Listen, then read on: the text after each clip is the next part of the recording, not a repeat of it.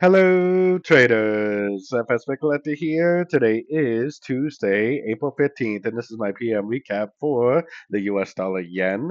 If you haven't done so yet, definitely do check out my free Discord channel, link down here in the corner at the end of the video, and take a look at my website, fxpipcollector.com.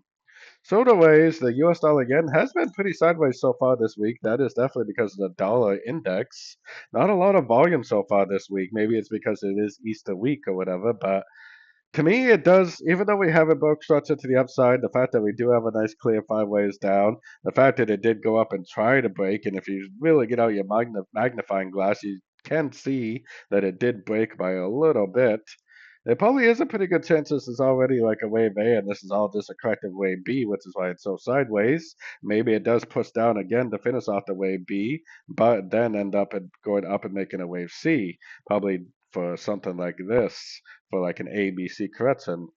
So I'm still thinking that we are in a very, very, very strong downtrend on literally every single higher time frame. So even if it does go up, even if it does push beyond structure, giving us a break of structure, I would definitely still be looking at any move I see to the upside is nothing more than a correction to the downtrend, meaning that I would still highly be very focused looking for shorts at the end of all pullbacks.